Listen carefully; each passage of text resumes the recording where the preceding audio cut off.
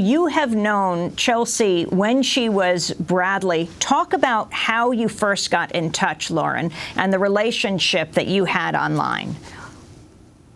Well, she first got in touch with me in February of 2009 after viewing my videos on YouTube. She contacted me first, and we spoke over AOL Instant Messenger for a period of several months. She was mostly interested in my videos about politics, religion, LGBT issues, and she felt we shared a similar mindset on these issues. And so we spoke at length about that. She opened up to me about her history, her dealings with her family, her troubles in school, and her decision to join the military and her role as an intelligence analyst. And we spoke at length about that job and how she enjoyed it and how it was working out for her. Lauren McNamara, I wanted to turn to excerpts from instant messenger chats between you and Manning from 2009. At the time, you used the internet handle ZJ, while Manning went by Bradass87. Manning writes, I'm politically active, even more so after enlisting. Living under Don't Ask, Don't Tell will certainly do that. You reply, yeah, I can't say I'd ever enlist for that reason in particular, elsewhere. Manning writes, being around my platoon for 24 hours a day, it took them a while, but they started figuring me out, making fun of me, mocking me, harassing me, heating up with 1 or 2 physical attacks, which I fended off just fine, but it was scary, damn. I just read that. What the hell did I put myself through? You reply, yeah, I doubt I'd ever join the military. And another part, Manning writes, don't mean to sound overdramatic, but I'm quite lonely. You respond by typing aw, and Manning quickly replies by saying, I'm okay. So you knew Chelsea when Chelsea was Bradley and was involved with a man in a gay relationship. Is that right, Lauren? Yes, I did. And what did he, at that time, what did Chelsea talk to you about when it came to what she was doing at that point? Did you have any idea what was happening, the release of the documents, for example? And what did you testify at the trial, the court-martial of Bradley Manning? At the time when we spoke, there was no indication that she was planning any sort of leaks of classified material, and that happened after our chats, several months after that. At the time when she spoke about her role as an intelligence analyst, this was something that she was proud of, and it was a job that she enjoyed and took pride in. She often spoke about how she wanted to do her best and compile the best information to provide it to soldiers working in the field and hopefully reduce conflict around the world. As she said at one point in our conversations, she wanted to make sure that everyone got home safely to their families, both the soldiers and the local nationals in the countries where the military is operating. Can you talk about your own story, Lauren, how you made the transition? Yes, I started transitioning, well, at least in 2011 or so was when I started identifying as a woman openly, and in 2012 I started treatment, and so I've been doing that for a while now. And so I feel that Chelsea and I have followed somewhat similar courses in that regard over the past few years, even though we've had obviously very different experiences due to everything that she's been through. Chase Strangio, you're a staff attorney with the ACLU. Can you talk about what Chelsea will now face? I mean, this very serious issue, Fort Leavenworth is a prison for men.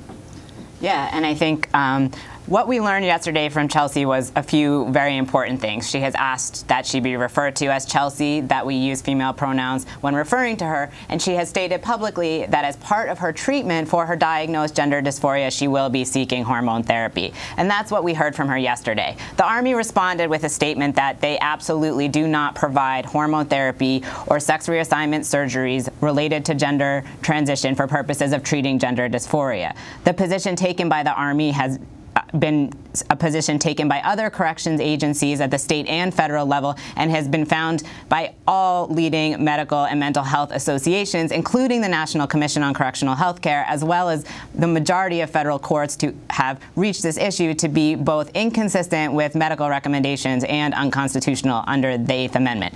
So there's a lot of concern about the Army's statement yesterday. That is unconstitutional policy that has been struck down in other contexts, then we expect that that would be something that will change, because absolutely it is not consistent with the medicine or the law. Well, Chelsea Manning's attorney, David Coombs, says he will sue. He has stated publicly that he will do whatever it takes, and takes the position that he hopes that that Fort Leavenworth will change its position, in part because we know from the other fights of transgender women, especially in prison, who have fought this issue for decades, that courts have found that it is an unconstitutional violation of the 8th Amendment to withhold medically necessary treatment for gender dysphoria, which includes hormone therapy and multiple types of surgeries related to gender transition. Explain what you mean by gender dysphoria. Gender dysphoria is a recognized mental health condition and a serious medical condition. It is in the DSM-5. It was previously known as gender identity disorder, or GID, which is what the Army referred to it as yesterday. It is a condition that has clear set of treatment protocols, including hormone therapy and surgery related to transition in some cases. These are not experimental treatments. These are not new treatments. These are vital, life-saving treatments for transgender individuals. So the care that Chelsea Manning has mentioned yesterday, asking that she be provided with hormone therapy, is not something that is new. It is a recognized part of the very clearly established treatment protocols for this condition, which is recognized by all major medical and mental health associations. Can you tell us your story? You're transitioning from woman to man. I am someone who identifies as transgender, and as a transgender person, hearing from Chelsea Manning yesterday is especially, empowering. I think it is so brave to come out. We've heard from a lot of people lately in the media about their stories. Cece McDonald, who's presently incarcerated, has put out a blog that I really recommend that people reference and look to, just to hear from trans women who are presently incarcerated about their experiences. Very briefly tell her story, Cece's story. Cece McDonald is a trans woman. She was defending herself in Minnesota after she was targeted for racist and very transphobic incidents. Cece is a black trans woman. She was convicted of manslaughter and is now serving time in Minnesota State Prison. She is someone who has spoken out about the treatment of transgender individuals in detention. She has told her story. In addition to Cece's story, we've heard a lot from Janet Mock. Janet Mock is another leader in the transgender community, a trans woman of color who yesterday issued an incredible statement about the struggles of transgender individuals to access health care, both in and out of detention, and how vitally life-saving this health care is for trans people. Lauren McNamara, you create YouTube videos under the name Zinnia Jones, secular trans feminist. Private Manning had been a fan of your videos and reached out to you online hoping you would be someone in whom he could confide. I want to go to a clip of the video you made around the time you were corresponding with Manning. This clip is from February 25th, 2009. It's entitled, I Told My Family I'm Gay. It's so strange that I have no problem telling the entire internet that I'm gay, but I couldn't even tell my own family. To me, that is just ridiculous, so I decided to fix this whole situation. I had to. My conscience pretty much required it. I mean, I'm gonna be 20 years old this year, and I can't keep this a secret forever. I shouldn't have to. If I can be honest with myself and with you, then I should be honest with my family, too. That's Lauren McDonald in 2009. Lauren, what would you say, Lauren McNamara, sorry, what would you say to Chelsea today? I would say that I just hope she receives any treatment she needs. I hope she's released as soon as possible. I know that she's a very strong person and she will do whatever it takes to survive while serving out her term. I want her to know that out here we support her and we will do everything we can to fight for her. And your assessment of what will happen to Chelsea right now, the fact that she's going to Fort Leavenworth, which is a male prison. There are no women there as prisoners, Lauren. Well, this puts her at an incredible risk of assault, rape, all sorts of violence that are often already present in all male prisons. And to think that you would put a woman into the midst of all that just for purely anatomical reasons is absolutely absurd and dangerous and completely irresponsible and contrary to any sensible ethic. What about this? What about this, Chase, the issue of where she should be incarcerated? Well, I think, like with the medical care issue, unfortunately, what we've seen in all our correctional systems is that placements of transgender individuals are not based on the safety and an individual assessment of where the individual trans person would be most safely housed. We see policies across the board that house people based on their assigned sex at birth, and this is one of the many reasons that transgender individuals face significant amount of violence while incarcerated. As with Chelsea's healthcare, which is the thing that she specifically referenced yesterday, this is something that prisons have an obligation to make an individualized assessment about. We've seen with recent regulations and standards from the Department of Justice with the Prison Rape Elimination Act that there are serious concerns about the vulnerability of transgender individuals, and that individualized placements based on the safety and medical needs of those individuals is how these policies and practices should be done.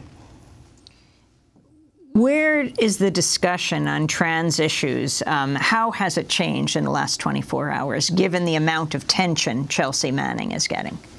I think that, again, going back to how brave it is for someone who has been in the public eye for so long. I remember early in the case, she said how hard it was going to be for her to see so many pictures of herself with masculine gender expression. And yesterday, she was so brave. She came out. She said, I am a woman. I think what this does for the trans community is gives us another person to stand behind and mobilize with, and that we have an opportunity to really look at the issues facing the trans community, look at trans people who are incarcerated, some of the most vulnerable members of the LGBT community at large. And I think, and what I hope is that we take this opportunity to stand not only behind Chelsea Manning, but also the many other transgender men and women who are in our prisons, and that we have an opportunity to do that today. I'd like to end with each of you giving your advice to the media about how to cover this issue.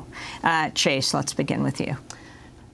We heard from Chelsea yesterday that she be referred to as Chelsea and with female pronouns. It is vitally important, just as a matter of respect, that she be referred to as Chelsea, that reports about her transition accurately refer to her as Chelsea and with feminine pronouns. That is something that she specifically asked for. That is important to her mental health. And when talking about this story, I think that we want everyone to know how this healthcare that Chelsea Manning has requested is not cosmetic, it is not experimental, it is something that has been widely accepted both by medical associations and federal courts who have considered this. And Lauren McNamara in Orlando. The media needs to respect her just as they would respect any woman. They need to respect this treatment just as they would respect any medically necessary treatment. There is not an other side of this from a scientific or medical perspective. There is not dissent here. There is not a debate here. And anyone who acts as though this is not legitimate, as if this is not real, as if this is not a medical necessity, is simply uninformed and should not have a place in any discussion over this.